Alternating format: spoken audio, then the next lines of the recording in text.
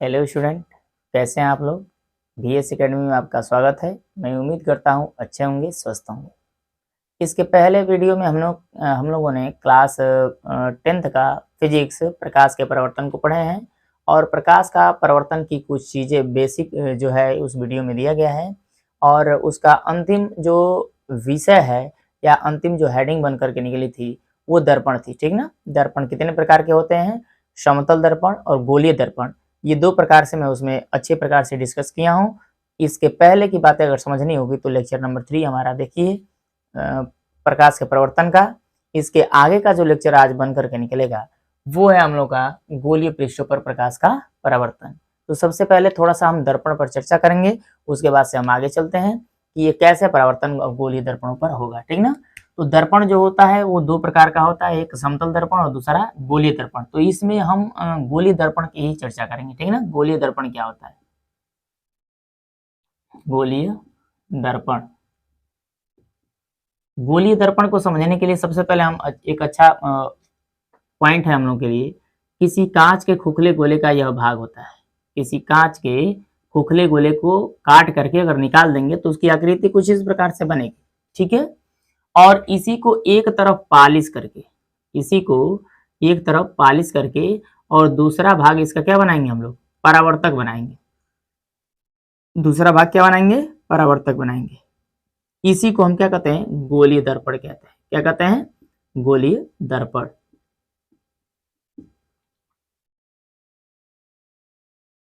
गोलीय दर्पण कहते हैं।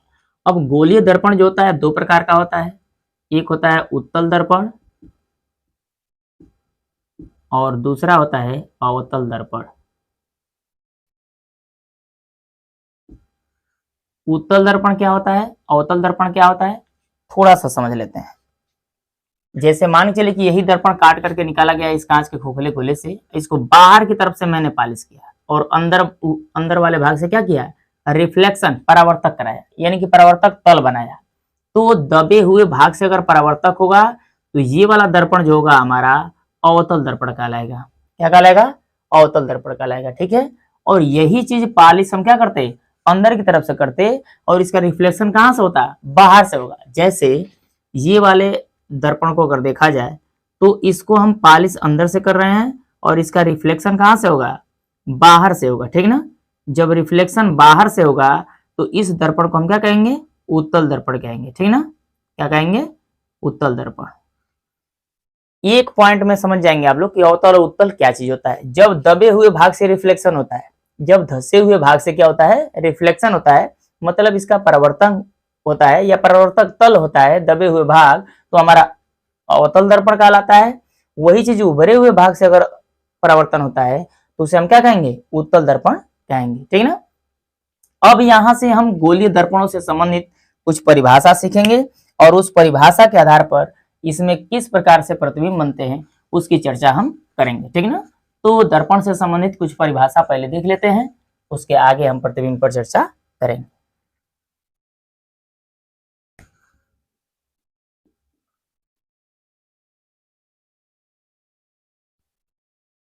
गोलीय दर्पण से संबंधित परिभाषा।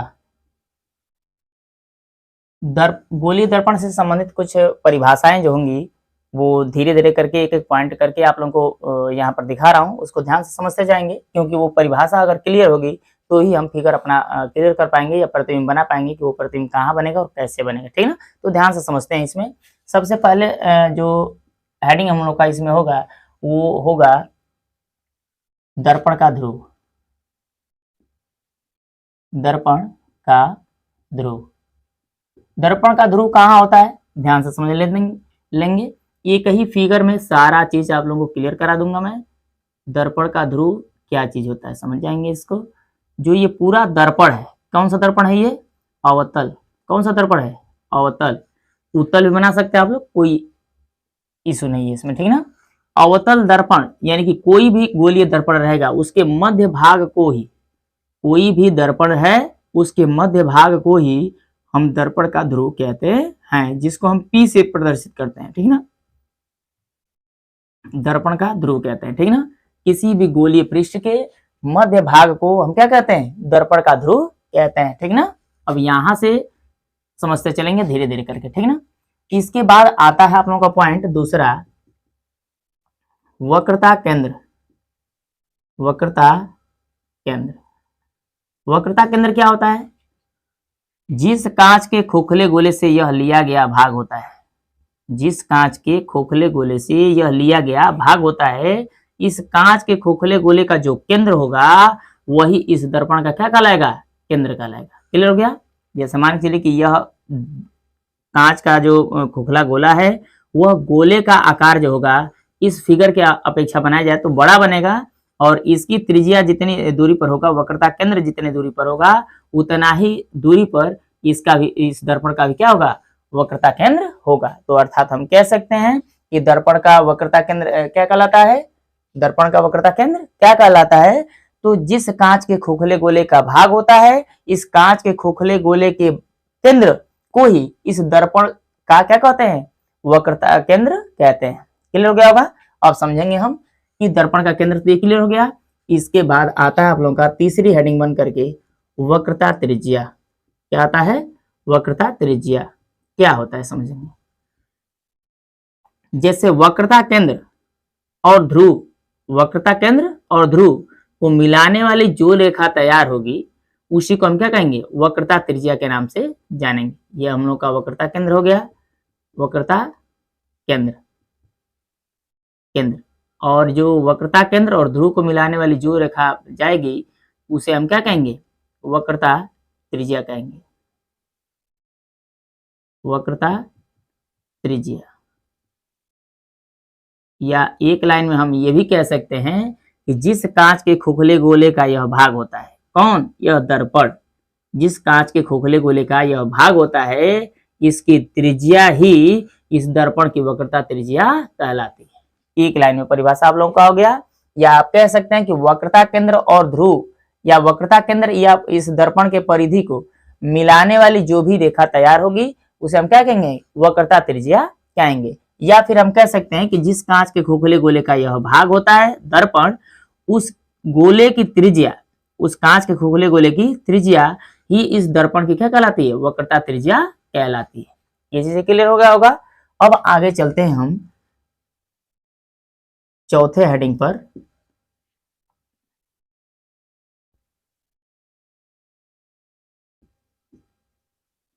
दर्पण का मुख्य अक्ष। दर्पण का मुख्य अक्ष क्या चीज होता है, वक्रता केंद्र और ध्रुव, वक्रता केंद्र और ध्रुव को मिलाने वाली जो रेखा सीधी तैयार बनकर के आगे निकलेगी वही दर्पण का ध्रुव कहलाता है। एक लाइन में समझ जाएंगे, दर्पण का ध्रुव क्या कहलाता है, दर्पण की वक्रता केंद्र, दर्पण का वक्रता केंद्र और दर्पण का ध्रुव से जो एक सीधी रेखा तैयार बनकर निकलेगी वही क्या कहलाएगी, दर्पण का ध्रुव, दर्पण का ध्रुव नहीं, दर्पण का मुख्य अक्ष कहलाएगा। ठीक है, दर्पण का मुख्य अक्ष यहां पर देखेंगे। ये चीजें क्लियर हो गया होगा। आगे चलते हैं पांचवें हेडिंग पर, मुख्य फोकस। मुख्य फोकस, मुख्य फोकस क्या होता है समझते हैं, आगे चलते हैं। मुख्य अक्ष के समांतर, मुख्य अक्ष के समांतर आने वाली प्रकाश की किरणें, मुख्य अक्ष के समांतर आने वाली प्रकाश की किरणें परावर्तन के पश्चात मुख्य अक्ष को जिस बिंदु पर काटेगी, मुख्य अक्ष को जिस बिंदु पर काटेगी या काटती हुई प्रतीत होगी, यही बिंदु उसका क्या कहलाएगा, मुख्य फोकस कैपिटल एफ कहलाएगा। क्या कहलाएगा, मुख्य अक्ष कैपिटल एफ कहलाएगा। ठीक ना, इसको हम ऊपर लिख देते हैं, यहाँ पर समझिएगा बड़ा वाला एफ है। ठीक ना, देखिए ध्यान से, मुख्य फोकस क्या कहलाता है, मुख्य अक्ष के समांतर है। मुख्य अक्ष हम लोग का यही है, वक्रता केंद्र और ध्रुव से होकर के जो रेखा तैयार होती है उसी का हम क्या कहते हैं, मुख्य अक्ष कहते हैं। मुख्य अक्ष के समांतर आने वाली प्रकाश की किरणें, जितने भी प्रकाश की किरणें आ रही हैं वो क्या हो रही हैं, मुख्य अक्ष के समांतर आ रही हैं और काफी दूरी से आ रही हैं, इसके वजह से यहाँ पर क्या हो जा रही है, मुख्य अक्ष के समांतर हो जा रहे हैं। ठीक ना, तो मुख्य अक्ष के समांतर हो जा रही है, तो इसका मतलब समझें कि वो रिफ्लेक्शन के दौरान कहां से जाएंगी, मुख्य फोकस से ही जाएंगी। कहां से जाएंगी, मुख्य फोकस से जाएंगी। तो ये वाला सेंटर जो बन रहा है, ये वाला पॉइंट जो बन रहा है, यही हमारा क्या कहलाता है, मुख्य फोकस कहलाता है। क्या कहलाता है, मुख्य फोकस कहलाता है, ठीक ना। इसके बाद छठवीं स्थिति आती है इसकी फोकस दूरी। क्या आता है, फोकस दूरी। फोकस दूरी, फोकस दूरी क्या चीज होता है, फोकस बिंदु। क्या, फोकस बिंदु। जैसे मान के चलिए कि यहां पर हम देख लेते हैं, ये वाला हम लोग का दर्पण हो गया, और इस दर्पण का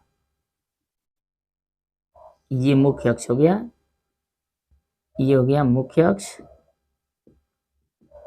और ये हो गया इसका फोकस बड़ा वाला एफ, और ये हो गया वक्रता केंद्र सी। ठीक है, तो दर्पण के मुख्य अक्ष के समांतर आने वाले प्रकाश की सभी किरणें क्या होंगी, मुख्य फोकस से जाएंगी।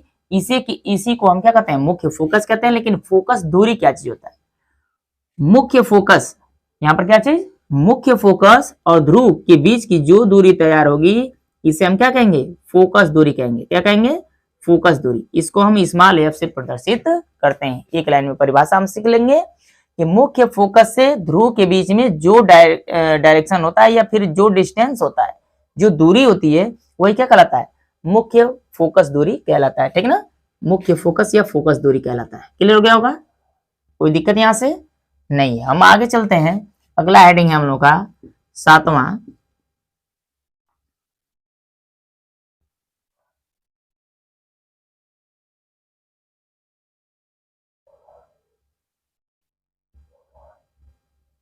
फोकस दूरी। क्लियर हो गया होगा हम लोग का, फोकस दूरी क्लियर हो गया। वक्रता त्रिज्या आप लोगों को क्लियर ही है। वक्रता त्रिज्या को हम यहाँ से, जैसे सेंटर जो होगा इसका, इस सेंटर से और इस ध्रुव के बीच की दूरी को हम क्या कहते हैं, वक्रता त्रिज्या कहते हैं। इसको हम कैपिटल आर से प्रदर्शित करते हैं, और वक्रता केंद्र सी को से एस से प्रदर्शित करते हैं, ध्रुव को इसके पी से प्रदर्शित करते हैं, और मुख्य फोकस को एफ से प्रदर्शित करते हैं। ठीक ना, आगे मैं चर्चा कर रहा हूँ। ये सारा जो हेडिंग बन करके आया है आप लोगों का, ये सारा चीज आप लोगों को क्लियर हो गया होगा। गोलीय दर्पण से संबंधित कुछ परिभाषाएं। पहला आप लोगों का दर्पण का ध्रुव, दूसरा है वक्रता केंद्र, तीसरा है वक्रता त्रिज्या, अगला है आप लोगों का दर्पण का मुख्य अक्ष, और उसका अगला है मुख्य फोकस और फोकस दूरी। ठीक ना, एक हेडिंग और है आप लोगों का, देख लेते हैं इसको, फोकस तल। फोकस तल, फोकस तल क्या होता है, मुख्य फोकस पर खींचा गया ऊर्ध्वाधर तल, मुख्य फोकस पर खींचा गया ऊर्ध्वाधर तल जो तैयार होगा, उसे हम क्या कहेंगे, फोकस तल कहेंगे। क्या कहेंगे, फोकस तल कहेंगे। ठीक ना, फोकस तल पर कहीं भी प्रतिबिंब जो बनेगा, फोकस तल पर ही बनेगा, चाहे वो मुख्य अक्ष पर बने, या मुख्य अक्ष के ऊपर बने, चाहे मुख्य अक्ष के नीचे बने, जो भी प्रतिबिंब तैयार होगा इसका, वो फोकस तल पर ही तैयार होगा। ठीक ना, आगे चलते हैं हम, जो हेडिंग है आप लोगों का, दर्पण का द्वारक। दर्पण का द्वारक, दर्पण का द्वारक क्या चीज होता है, दर्पण का जितना भाग होता है, जितना प्रकाश उसमें आ सकता है, अधिक से अधिक, जैसे दर्पण का ये स्टार्टिंग पॉइंट, इसको m1 मान लेते हैं, और इसका एंड पॉइंट मतलब लास्ट पॉइंट इसका m2 मान लेते हैं। ठीक ना, यानी कि m1 और m2 के मध्य में ही हमारा इसमें प्रकाश आ सकता है। अगर m1 से ऊपर जाएंगे तब, या m1 से m2 से नीचे जाएंगे तब, यह दर्पण में समाहित प्रकाश होने वाला नहीं है। तो जितना इन दोनों के बीच में स्पेस बच रहा है, इसी बीच के भाग को हम क्या कहते हैं, दर्पण का द्वारक कहते हैं। ठीक ना, क्या कहते हैं, दर्पण का द्वारक। दर्पण का द्वारक का मतलब कि जो दर्पण होता है उसका प्रारंभिक और उसके अंतिम भाग, मतलब जो बीच वाला भाग है, उसी को हम क्या कहते हैं, दर्पण का द्वारक कहते हैं। ठीक ना, मैं आशा करता हूं कि ये सारी छोटी छोटी चीजें जो है आप लोगों को अच्छे प्रकार से क्लियर हो गई होंगी। आगे मैं चर्चा करूंगा इसी दर्पण से संबंधित, और इसमें कितने प्रकार के प्रतिबिंब बनते हैं, अवतल दर्पण में कितने बनते हैं, उत्तल दर्पण में बनते हैं कितने, उसके पहले कुछ छोटी सी बातें हैं, उसको सीख लेंगे तभी हमारा दर्पण तैयार हो पाएगा। दर्पण नहीं, वो आप लोगों का जो होगा प्रतिबिंब, ठीक ना। चलिए आगे चलते हैं।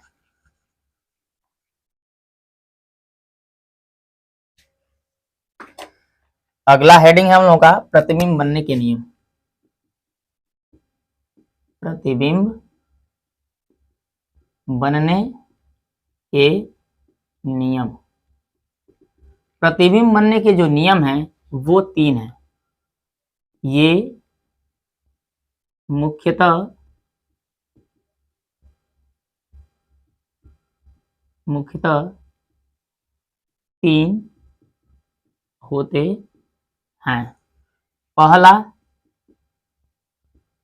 जब प्रकाश की किरण मुख्य अक्ष के समांतर जाएगी तो दर्पण से परावर्तित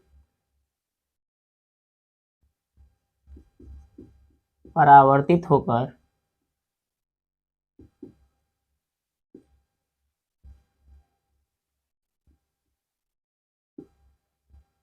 मुख्य फोकस से होकर गुजरेगी।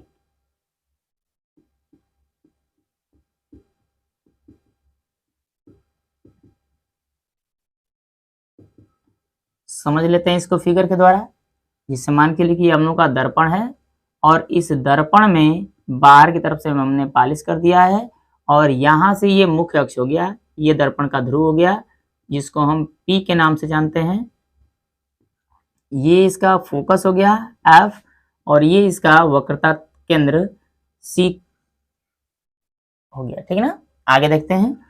मुख्य अक्ष के समांतर लिखा गया है कि जब प्रकाश की किरण मुख्य अक्ष के समांतर जाएगी तो दर्पण से परावर्तित होकर, ठीक है ना। मुख्य अक्ष के समांतर जब ही प्रकाश की किरण जाएगी तो वो रिफ्लेक्शन के दौरान कहां से गुजरेगी, मुख्य फोकस से ही गुजरेगी। क्लियर हो गया।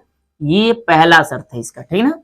प्रतिबिंब बनने के पहले शर्त में ये चीज है कि जब प्रकाश की किरण कहां से जाएगी, मुख्य फोकस से, मुख्य जो अक्ष के समांतर है उसके समांतर जाएगी। मुख्य अक्ष के समांतर जाएगी तो रिफ्लेक्शन के दौरान कहां से जाएगी, मुख्य फोकस से जाएगी। ठीक है, आगे समझते हैं दूसरा पॉइंट इसका। जब प्रकाश की किरण मुख्य फोकस से जाएगी, मुख्य फोकस से जाएगी तो परावर्तन के पश्चात दर्पण से परावर्तन के पश्चात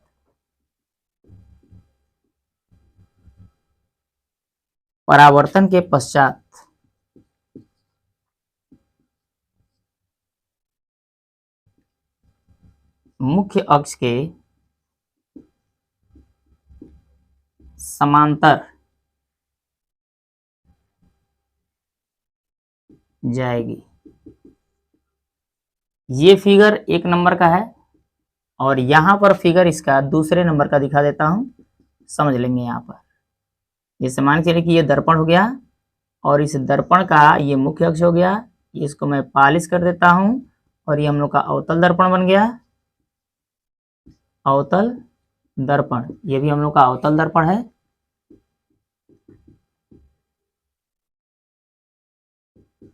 अवतल दर्पण, ये हम लोग का मुख्य अक्ष हो गया, ये दर्पण का ध्रुव P हो गया, ये मुख्य फोकस F हो गया और ये वक्रता केंद्र C हो गया। ठीक ना। तो यहाँ पर ये बताया गया है कि जब प्रकाश की किरण मुख्य फोकस से जाएगी तो दर्पण से परावर्तन के पश्चात मुख्य अक्ष के समांतर हो जाती है। ठीक ना। तो यहाँ पर दूसरा शर्त भी इसका हम क्लियर कर लेते हैं कि जब मुख्य फोकस से जाएगी प्रकाश की किरण तो यह रिफ्लेक्शन के दौरान कहाँ हो जाएगी, यह मुख्य अक्ष के समांतर चली जाएगी। ये चीजें क्लियर हो गया होगा। दोनों एक दूसरे के अपोजिट है। पहला में यह बताया गया है कि जब मुख्य अक्ष के समांतर अगर प्रकाश की किरण जाती है तो रिफ्लेक्शन के दौरान वह मुख्य फोकस से होकर के जाएगी। और दूसरे कंडीशन में वही चीज बताया गया है कि जब मुख्य फोकस से जाएगी तो परावर्तन के पश्चात मुख्य अक्ष के समांतर हो जाएगी। ठीक ना, एक लाइन में परिभाषा है, इतना लिखने की जरूरत नहीं है, ना इतना समझने की जरूरत है, बस फिगर आप लोगों के माइंड में बनेगा, सब कुछ क्लियर हो जाएगा 1 मिनट में। ठीक ना, बस फिगर सेट करना है। जब मुख्य अक्ष से समांतर जाएगी तो परावर्तन के पश्चात मुख्य फोकस से, और जब मुख्य फोकस से गुजरेगी तो परावर्तन के पश्चात कहां से जाएगी, मुख्य अक्ष से समांतर हो जाएगी। ठीक है, लास्ट पॉइंट इसका बन के आ रहा है तीसरा, जब प्रकाश की किरण वक्रता केंद्र से जाएगी, केंद्र से जाएगी तो परावर्तन के पश्चात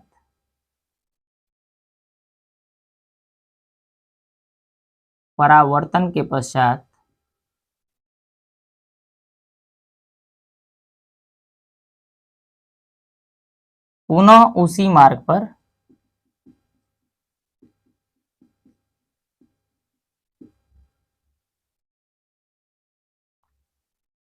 वापस लौट जाएगी।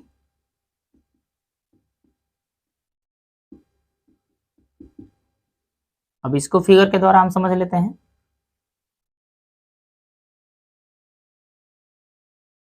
देख लेते हैं इधर, तीसरे पॉइंट में यह बताया गया है कि हम लोग का दर्पण है और इस दर्पण का बाहर वाला भाग हमने क्या कर दिया, पॉलिश कर दिया, और दर्पण का ये जो है मुख्य अक्ष बना दिया हमने,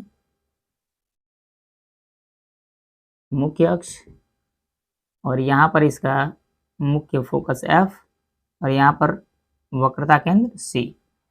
ये बताया गया है आप लोगों को तीसरा में कि जब प्रकाश की किरण कहां से जाएगी, वक्रता केंद्र से जाएगी, तो वह बिना मार्ग विचलित किए हुए पुनः उसी मार्ग पर वापस हो जाएगी। जिस प्रकार से यदि कोई मिरर हमारे सामने है, यदि कोई हमारे मिरर सामने है, यदि उसके बिल्कुल सामने से खड़े होकर के यदि हमने टार्च जलाया है तो उसका प्रतिबिंब जो होगा बिल्कुल उस टार्च की रोशनी जिधर गई है उसी पर होते हुए हमारे पास आएगी। ठीक ना, यदि उस मिरर के सामने थोड़ा सा साइड होकर के अगर जलाएंगे हम तो रोशनी क्या होगी, जितने मतलब कि उसके बीचों बीच से बिल्कुल अभिलंब जो कहलाता है, उससे जितने एंगल पर हम झुकेंगे उतना ही एंगल पर उसका रिफ्लेक्शन जाएगा। लेकिन बिल्कुल अभिलंब पर मान के चलिए अगर हम टार्च जलाते हैं तो उसका रिफ्लेक्शन भी उसी रास्ते पर होगा। ठीक उसी प्रकार से यहां भी यदि कोई प्रकाश की किरण अगर वक्रता केंद्र से छोड़ी जाती है तो यह रिफ्लेक्शन के दौरान, जैसे मान के लिए इधर से छोड़ा गया, और यह रिफ्लेक्शन के दौरान भी इसी मार्ग पर वापस आ जाएगी। ठीक ना, और यहां पर नोटिस करने वाली बात है, 3 चीजों को फिगर बनने के लिए, प्रतिबिंब बनने के लिए 3 चीजें याद रखना है। पहला ये चीज कि जब प्रकाश की किरण मुख्य अक्ष से समांतर जाएगी तो परावर्तन के पश्चात मुख्य फोकस से जाएगी, और दूसरी प्रक्रिया ये चीज है कि जब प्रकाश की किरण मुख्य फोकस से जाएगी तो परावर्तन के पश्चात कहां से जाएगी, मुख्य अक्ष से समांतर हो जाएगी। ठीक है ना, तीसरा पॉइंट इसका ये चीज है कि जब प्रकाश की किरण क्या होगी, वक्रता केंद्र से जाएगी तो वह अपना मार्ग बिना विचलित किए हुए पुनः उसी मार्ग पर वापस लौट जाएगी परावर्तन होकर के। ठीक है, ये 3 कंडीशन बनते हैं आप लोगों के प्रतिबिंब बनने के। ठीक ना, अगर तीनों कंडीशन आप लोगों को क्लियर है तो प्रतिबिंब समझने में किसी प्रकार की दिक्कत नहीं आएगी। मैं आशा करता हूं 100% आप लोगों को फिगर जो समझ में आ जाएगा, या फिर कुछ बच्चों में डाउट रहता है कि किस ये प्रतिबिंब कहाँ बनेगा, कैसा बनेगा, बड़ा बनेगा, छोटा बनेगा, आभासी बनेगा, वास्तविक बनेगा, ये सारा संदेह क्लियर करा देंगे इसी फिगर्स के द्वारा।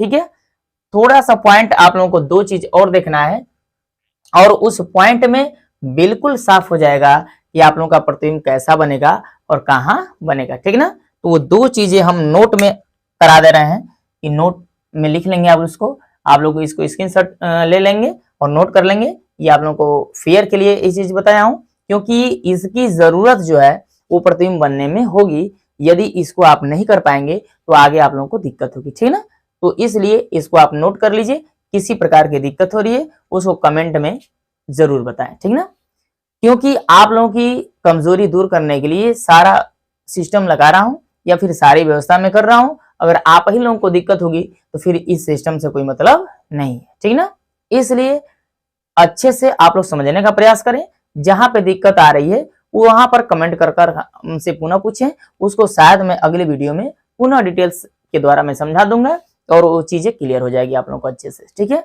इसलिए आप लोग प्रयासरत रहें, ठीक ना। आगे चलता हूं, थोड़ा सा पॉइंट और समझना है इसमें।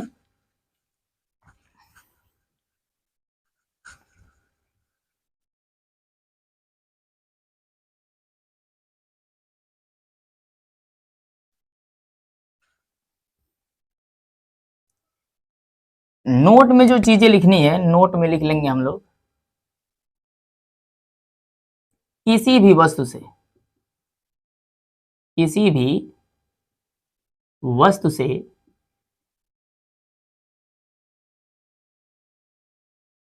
प्रकाश की दो किरणें निकलती हैं, दो किरणें निकलती हैं। पहला जो होगा, ये 1 नंबर हो गया, इसमें पहला होगा एक प्रकाश की किरण, प्रकाश की किरण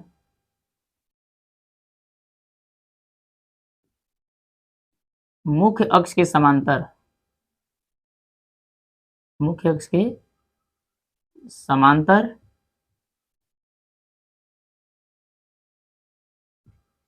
चली जाती है तथा परावर्तन के पश्चात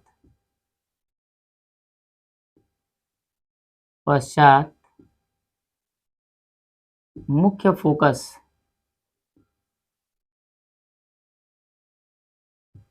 से होकर जाती है।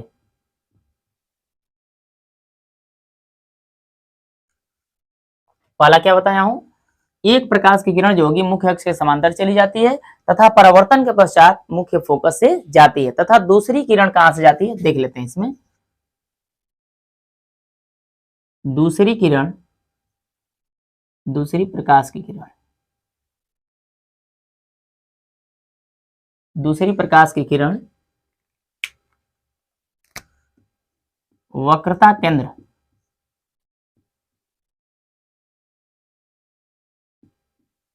से होकर जाती है,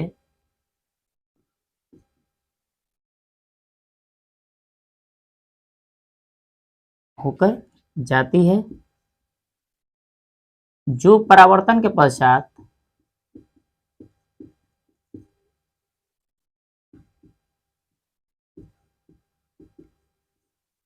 जो परावर्तन के पश्चात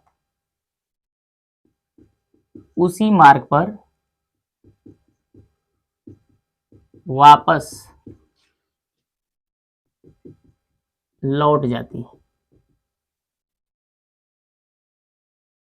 और नंबर 2 है इसमें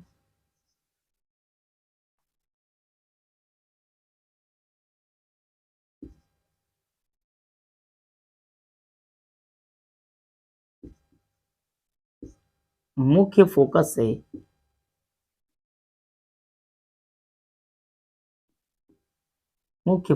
से जाने वाली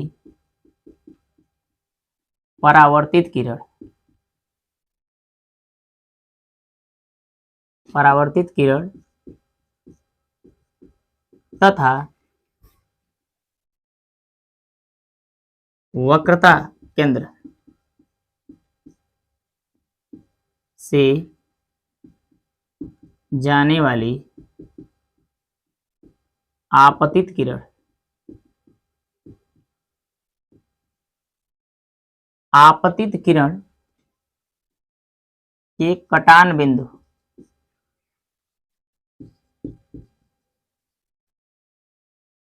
बिंदु पर ही प्रतिबिंब बनेगा।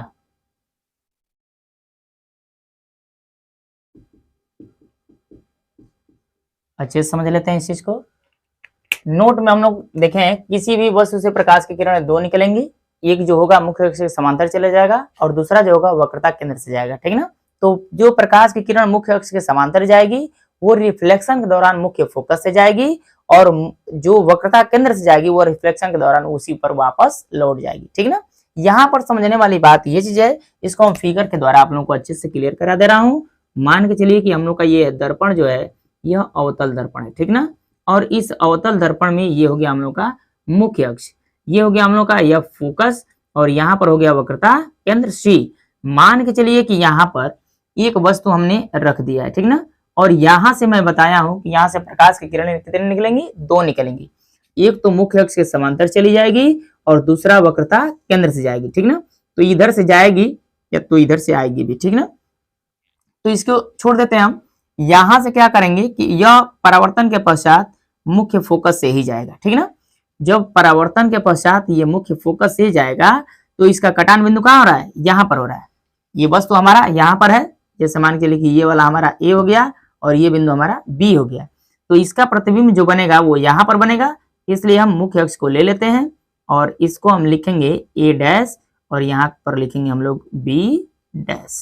क्लियर हो गया होगा ये चीजें, सभी चीजें आप लोगों को क्लियर करा दिया हूं। ये मान के चलिए कि हम लोग का वस्तु है, ये क्या है वस्तु, और ये क्या है हम लोग का प्रतिबिंब।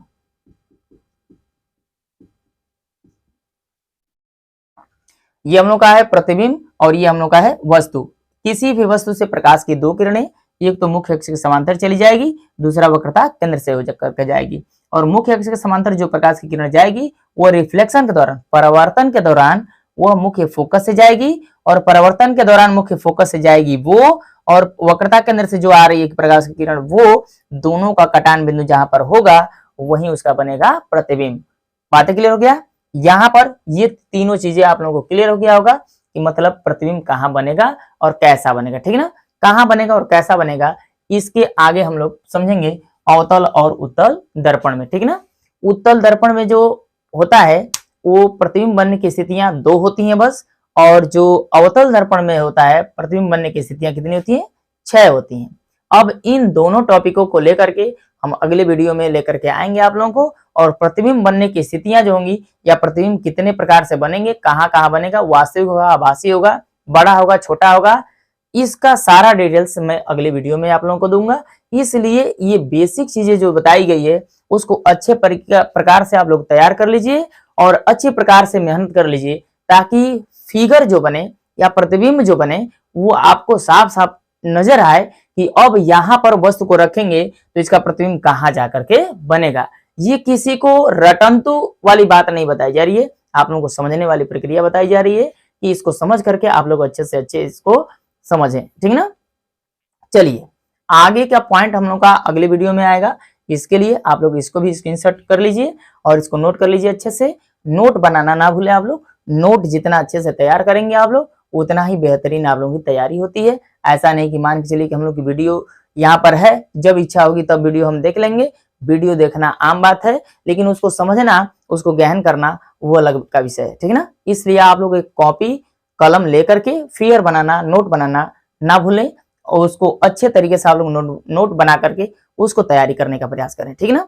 अधिक से अधिक मैं प्रयास करूंगा कि आप लोगों को सरल से सरल शब्दों में हर चीजों का व्याख्या करूं, हर चीजों को समझाऊं, ताकि आप लोगों को किसी प्रकार की दिक्कत न आए, ठीक ना।